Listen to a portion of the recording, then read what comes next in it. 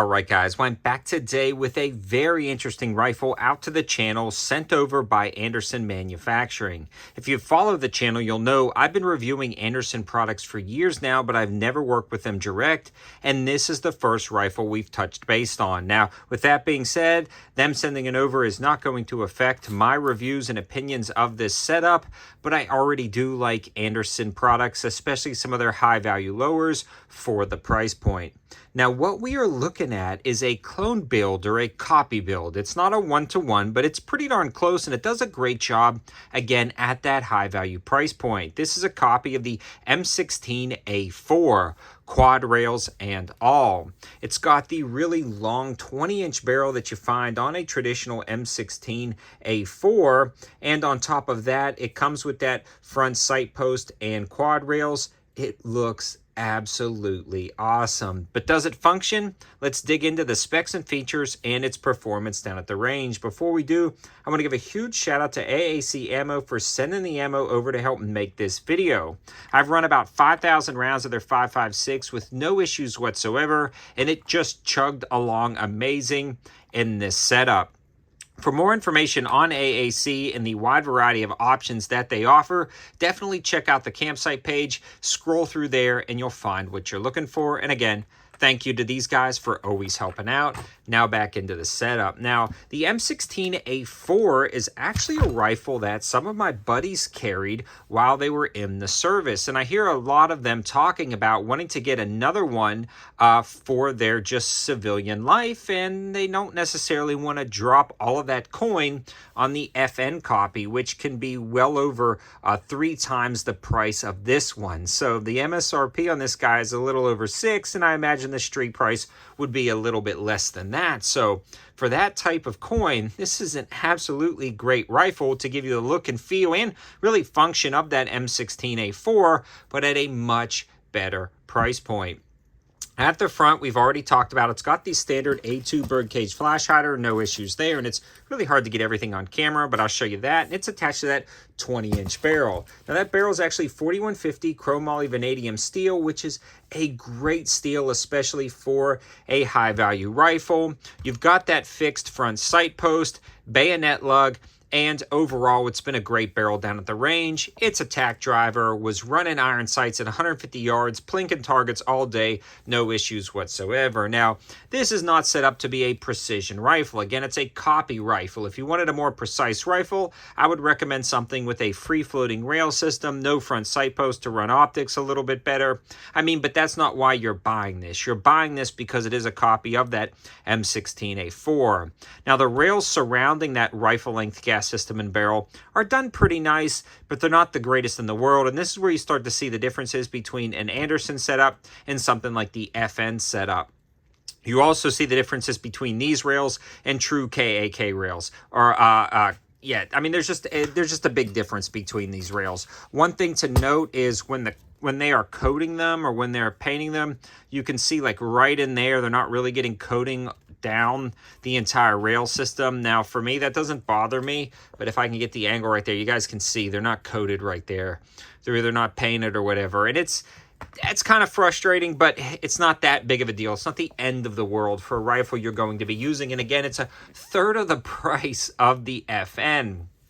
Now, a lot of those Knights armament rails that were on the M16A4s have a set screw at the back and forks down here that actually go up under here and lock the rail into place. You can actually see there is play in this rail, but that's how hand guards and rail systems are going to be.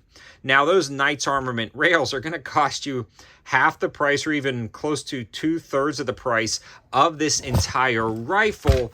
So with that being said, these work out well. They do everything you need them to do for like that clone build. And again, we are not mounting, or at least I'm not mounting any IR devices or anything on here.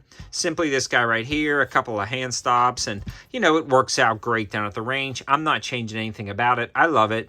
And also I don't mind kind of beating this up, using it, and actually just running it at the range. I mean, it's absolutely fun. So probably the only negatives I would have to say about this entire setup is they could coat the rail a little bit better, and maybe additional ones can actually have some type of locking mechanism to help prevent the wobble, but that's kind of what it is with drop-in quad rails. So no real big complaints. But it's been working great for what I need it to. Now, moving along to the upper receiver itself, this one actually ships with that flip-up rear sight. Oh, and I forgot to mention it's a 1-in-9 twist on the barrel, and that gas block diameter is 0.75 inches, but it's gassed correctly, and we'll talk a little bit more about that in the functionality part of this video. You're getting a standard upper, standard charging handle, forward assist, dust cover, nothing to write home about there, and the bolt is done incredibly nice. No issues with the bolt. The bolt finish is actually nitrided, which is really nice. The carrier material is 8620 steel, and the bolt material is 9310 steel. So overall, great bolt, great finish. It just chugs along. It functions great, and that's where I want to talk about the reliability. This is 100% functional down at the range, but like any rifle-length gas system, the ejection pattern was right about 4 o'clock to 5 o'clock. So maybe some of that weaker power steel-cased ammo potentially may not lock this back, but nobody's making steel anymore. It's hard to import it. So I just ran all brass case, and it functioned amazing. Locked back after every shot, chugged along great, super smooth recoil impulse. And if you've never shot a rifle-length gas system on a 20-inch barrel setup, you're missing out, because it is just a plinking little tack driver. It's fun. It's enjoyable down at the range, and this is just a joy to take and run. I'll probably put optics on this, but I just kind of like running it with iron sights. I'm definitely going to swap this out because that's not clone correct by any means. So either put a rear sight or a carry handle on here, maybe an ACOG, maybe like an Aimpoint Pro, Comp M2. I got rid of all my Comp M2s a while back, and I'm kicking myself because of that. But overall, it's pretty good. Now, I actually put the A1 on here instead of the A2 that it comes with, just because I don't like the finger grooves, and I think it still matches the look and feel of this setup. Now, the trigger on here leaves a little bit to be desired, but that's like every other Anderson trigger I've felt on some of their lowers. They're good, no super complaints, not the best I've ever felt. Pretty much expect a standard mil-spec trigger, but very functional, great audible and tactile reset. No issues there whatsoever. Again, you know, you can't get better triggers, but that's not what this rifle is about. It's just a fun copy setup. The other thing is that stock, nice stock itself. It's got the compartments in the back for the cleaning kits and things like that. So got the little sling attachment, works out great. In summary, this thing is awesome. I love it. I absolutely love it. If you wanted like the FN, I could see still going for the FN. There's probably some room in there, maybe with the rail systems that FN uses. I haven't tried them, or maybe with some of the finish issues on the rail system. But for me, at 3 times the cost, it's just not personally worth it. Again, I could see why it may be worth it to somebody who actually carried this and wanted like a true one-to-one copy and really clone build it out. But for me, I love this setup. I think you will too. It's functional. It runs. Didn't have any failures. Super smooth shooting down at the range. And it's pretty darn awesome, especially when you consider the price point against some of its competitors on the market. This one's really going to be hard to beat, and you'll really have to want specific things to make it worth grabbing something else. So I hope you guys liked the video. Hope it gives you a full understanding of the Anderson M16A4 rifle with quad rails. Guys, Anderson is killing it. They are doing stuff that other companies aren't doing, and other companies should really watch them. They're bringing back the quad rails. They're bringing back the retro builds, but the retro builds we want to see. So a huge shout out to Anderson for just doing some awesome stuff. I'm definitely a big fan of what they've been producing lately, and hopefully I'll get a chance to review more of their kind of retro style or quad rail style rifles. Thanks for watching. Have a good one.